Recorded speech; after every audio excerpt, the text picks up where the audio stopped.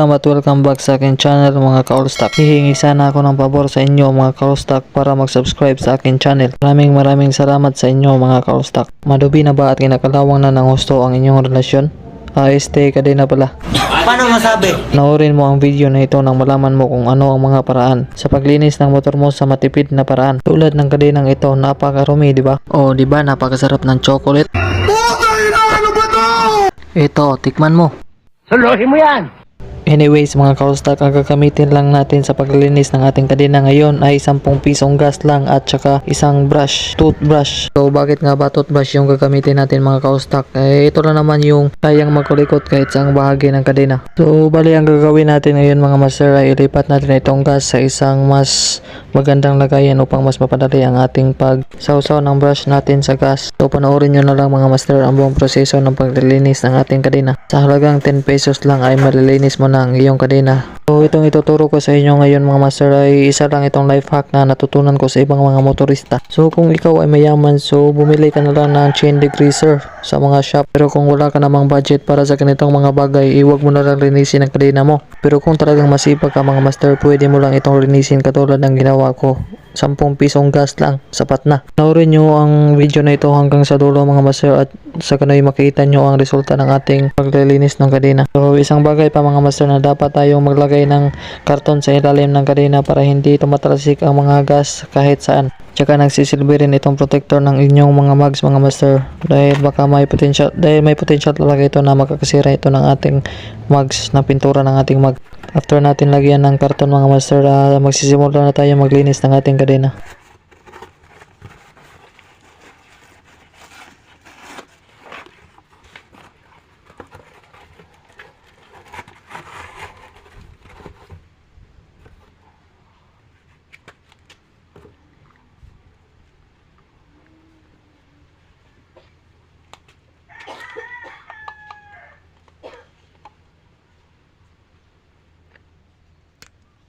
So mag-brush lang tayo dito mga master at tsaka konting sipag lang hanggang sa matapos natin ang lahat ng parte ng kadena. Ganyan lang, paulit-ulit lang hanggang sa matapos. So ganyan lang mga master, hindi naman siguro ito nakakapagod sa atin, di ba? Hindi na kasi ako bumibili ng chain degreaser mga master dahil napakagastos na eh.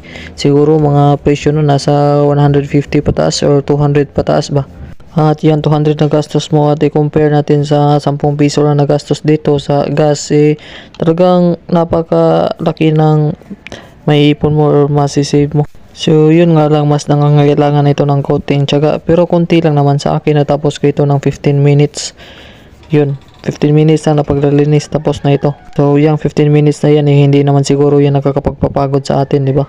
So ayan, sample ng nalinisan ko at yung parte ng hindi pa nalinisan natin, di ba?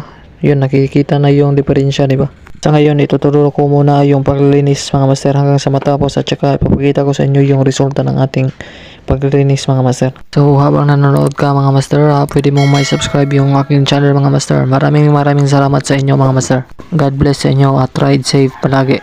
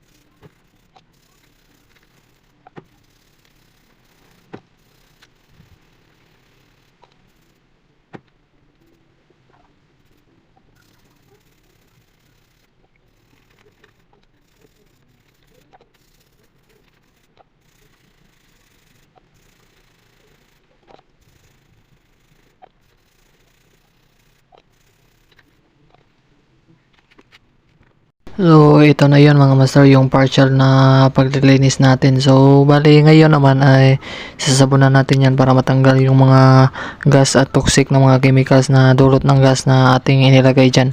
Kita nyo naman na malinis na at hindi pa yan tapos mga master. So, bali dito nilagyan ko muna siya ng sabon at so, sa part na ito mga master, nililinis ko muna yung mga tumatasik na mga gas at saka yung dumi na ayan tumatasik sa shock, diba? At saka sa sa hub ng motor natin. So, yung 10 gas natin may tantira pa, diba? Tsaka yung brush nyo nilinisin nyo muna baka magamit nyo pa yan sa ngipin nyo. Suluhin mo yan! So, yung mga nakikita nyong dumi, yan yung mga kalawang at saka yung mga dumi or mga alikabok na kumakapit sa ating kadena, diba? Ang dami, diba? At finally mga master, ito na yung final result ng ating pagtatrabaho at paglilinis ng ating kadena. Kung chain degreaser yung ginamit mo dito, same result lang naman eh. Kagandahan dito mga master ay mas nakakasave ka at nakakatipid. Sobra pas kalahati yung na-save mo sa chain degreaser dito. So, ayan na yung resulta mga master. Ang suwabe, diba? Napakalinis tingnan. Hindi talaga marurumihan yung chicks nyo dito mga master. Tsaka paalala lang pala mga master, bago nyo ito ikarahe, lagyan nyo muna ng oil yung kadena nyo para hindi siya para swabe yung takbo ng kadena nyo at swabe yung ikot nya at hindi siya nagkikiskisan sa sprocket nya. Iwas ingay na rin yun mga master. Ito na mga master, hanggang saan naabot ang 10 pesos mo. Tingnan nyo lang mabuti mga master. Ayan, ilalapit ko pa ang yung camera natin. Talagang napakalinis niya, no? Diba? Tingnan nyo. Napakalinis tingnan. Tsaka yung sprocket, nilinis ko na rin yan. Talagang ganyan ka-powerful yung gas. Talagang malaking tulong talaga sa atin ng life hack na ito. So, yun lang mga master. Kung nagustuhan nyo ang aking video mga master, please subscribe to my channel and hit the notification bell for more videos like this mga master. Maraming salamat. God bless and ride safe.